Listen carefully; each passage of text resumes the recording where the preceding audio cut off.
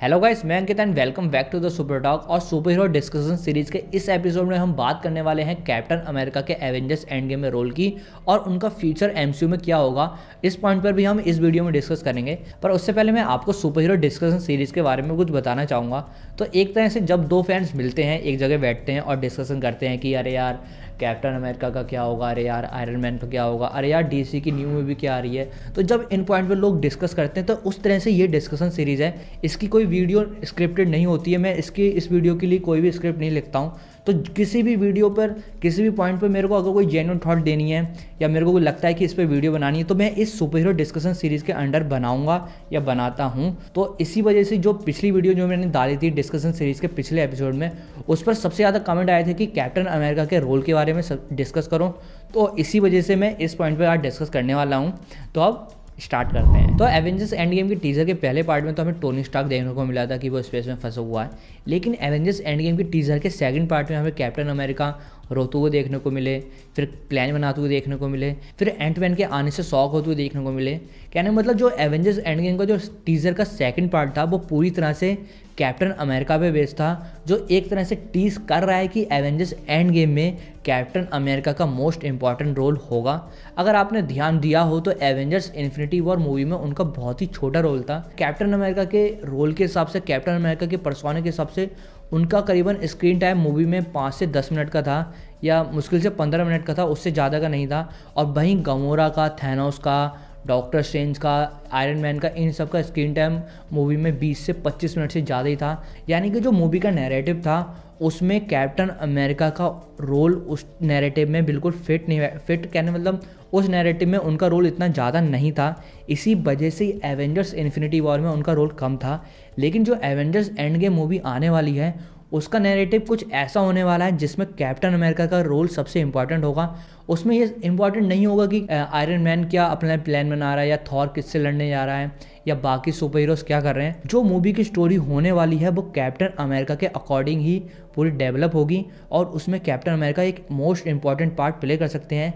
अब वो कैसे हो सकता है, तो आपने एवेंजर्स एंड गेम के टीजर में देखा कि कैप्टन अमेरिका एक जगह रो रहे हैं, फिर प्लान बना रहे हैं, फिर एंटमैन के आने से शॉक हो रहे हैं। देखा जाए तो सब चीज़ें उनके आसपास ही हो रही हैं, उनके अकॉर्डिंग डेवलप हो रही हैं। मान लो कि एवेंजर्स एंड गेम में कोई सुपर हीरो जैसे कि आयरन मैन या और कोई सुपर हीरो प्लान बनाता है, लेकिन उस प्लान को किस तरह से अच्छे तरीके से एग्जीक्यूट करना है तो उसके लिए सबसे अच्छे हैं हमारे कैप्टन अमेरिका। ये हम Avengers 1, Avengers Age of Ultron, Captain America Civil War, कितनी मूवीज़ में देख चुके हैं कि उनसे अच्छा एक प्लान को एग्जीक्यूट कोई नहीं कर सकता। तो उस तरीके से कैप्टन अमेरिका का रोल एवेंजर्स एंड गेम में एक मोस्ट इंपॉर्टेंट होगा, क्योंकि हम सब जानते हैं कि थैनोस को हराने के लिए या पूरे यूनिवर्स को फिक्स करने के लिए सभी सुपर हीरोज एक प्लान तो बनाएंगे ही। अब वो चाहे आयरन मैन बनाए या कैप्टन मार्वल बनाए या ब्रूस बैनर बनाए, कोई भी बनाए, पर जब उस प्लान को एग्जीक्यूट करने की बात आएगी तो उसके लिए सबसे अच्छे और सबसे परफेक्ट हमारे कैप्टन अमेरिका ही रहेंगे। क्योंकि अगर सेक्रीफाइस करने की बात आती है तो आयरन मैन के बाद वो ही हैं जो अपने आप को सेक्रीफाइस करने से नहीं डरते हैं। वो ये नहीं सोचते कि सामने वाला विलन कितना उनसे ज़्यादा पावरफुल है। ये हम इन्फिनिटी वॉर के वो लास्ट सीन में देख चुके हैं कि उन्होंने थैनोस का हाथ ऐसे करके पकड़ रखा था। एक कैप्टन अमेरिका फ़ैन के लिए सोचने वाली बात है कि हाँ वो कितने अच्छे लीडर हैं कि वो कभी भी ये नहीं सोचते कि सामने वाला विलन उनसे ज़्यादा कितना पावरफुल है। तो एक लीडर में जो एक परफेक्ट बात होती है वो उनमें ही है, और ये एक परफेक्ट टाइमिंग है एक सबसे अच्छा लीडर बनने की या अपने आप को एक लीडर की तरह दिखाने की। क्योंकि जो एमसीयू में जो पूरा यूनिवर्स है पूरी तरह से तबाह हो चुका है, क्योंकि उसके आधे % लोग मर चुके हैं। जैसे कि अगर किसी की फैमिली में 5 लोग हैं, अगर उसकी फैमिली में से 2 या 3 लोग चले जाएँ तो जो 2 लोग मेंबर बचे हैं उनकी तो पूरी तरह से लाइफ खत्म हो ही चुकी है। ऐसा ही एवेंजर्स के लिए भी है, क्योंकि एवेंजर्स की टीम में 12 से 13 लोग थे, उनमें से आधी से ज़्यादा लोग डस्ट बन चुके हैं। तो बाकी सुपर हीरोज़ की क्या हालत है, और उस हालत को देखकर प्लान बनाना और एक अच्छे प्लान को एग्जीक्यूट करना, उनसे अच्छा कैप्टन अमेरिका से अच्छा कोई कर ही नहीं सकता। तो इस तरह से कैप्टन अमेरिका का रोल सबसे अच्छा हो सकता है, सबसे इम्पॉर्टेंट हो सकता है, और मैं बताऊं तो पक्का इम्पॉर्टेंट होगा ही, और स्क्रीन टाइम के हिसाब से सबसे ज़्यादा भी होगा। क्योंकि जैसे मैंने अभी आपको बताया कि एवेंजर्स इन्फिनिटी वॉर में मूवी के नैरेटिव के हिसाब से गमोरा का स्क्रीन टाइम सबसे ज़्यादा था, बल्कि आयरन मैन, डॉक्टर स्ट्रेंज जैसे सुपर हीरो से भी ज़्यादा था। तो इस मूवी का जो नैरेटिव होने वाला है उसके हिसाब से कैप्टन अमेरिका का रोल सबसे ज़्यादा होगा, और ये खुद रूसो ब्रदर्स भी कंफर्म कर चुके हैं कि हाँ कैप्टन अमेरिका का रोल एवेंजर्स एंड गेम में मोस्ट इंपॉर्टेंट होगा और उनका स्क्रीन टाइम भी ज़्यादा होगा। तो ये तो बात हो गई एवेंजर्स एंड गेम में कैप्टन अमेरिका के रोल की।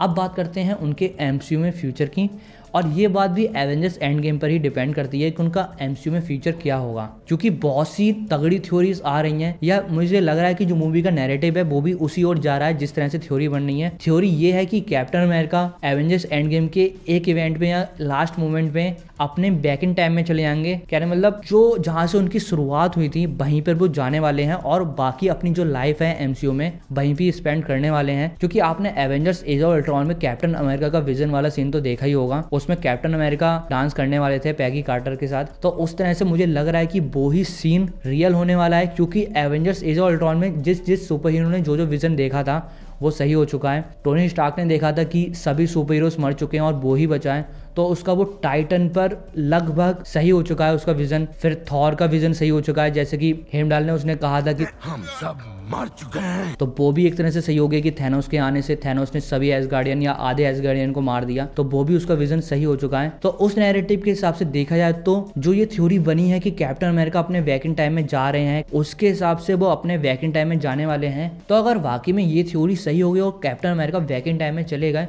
तो उनका एमसीयू में फ्यूचर क्या हो सकता है, ये सोचने वाली बात है।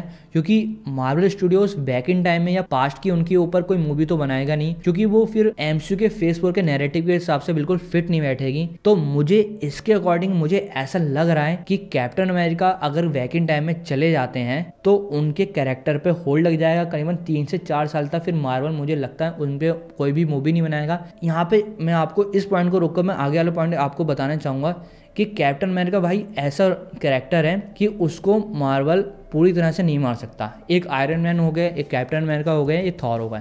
आप मार्वल कॉमिक्स की कोई सी भी कॉमिक्स उठा के देख लो, कोई भी इवेंट उठा के देख लो, उसमें Iron Man, Thor, Captain America इन तीनों का मोस्ट इंपॉर्टेंट पार्ट है ही। तो आप ये नहीं सोच रहे कि एमसीयू में इन तीनों कैरेक्टर्स को हमेशा के लिए मार दिया जाएगा, ऐसा कुछ नहीं होने वाला है। और यही कैप्टन अमेरिका को लेकर भी है।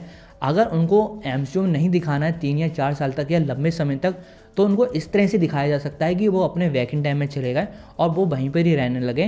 पर ऐसा नहीं दिखाया जा सकता कि वो मर गए, क्योंकि ये बीच का रास्ता है। इसमें मार्वल उनको मारेगा भी नहीं और उनको 4 से 5 साल तक ऑफिशियली होल्ड पर भी रख देगा। और फिर बाद में अगर मार्वल चाहे कि नहीं 4 या 5 साल बाद उनकी कोई ग्रैंड ओपनिंग रखनी है या ग्रैंड इंट्रोडक्शन रखना है उनका किसी मूवी में, तो वो उस मूवी में उनको डाल देंगे। पर अगर आप सोच रहे हैं कि कैप्टन अमेरिका भी मर जाएंगे, तो ऐसा नहीं होगा। कैप्टन अमेरिका है, उनको नहीं मार सकते भाई।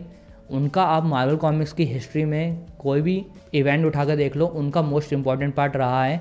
और जो एमसीयू का नैरेटिव है वो भी कैप्टन अमेरिका के बिना नहीं चल पाएगा। तो अगर कैप्टन अमेरिका को बाय बाय बोलना है एमसीयू में, तो वही है तरीका वैकेंट टाइम का। तो यही थी पूरी बात। आई होप आपको आज की वीडियो पसंद आई होगी।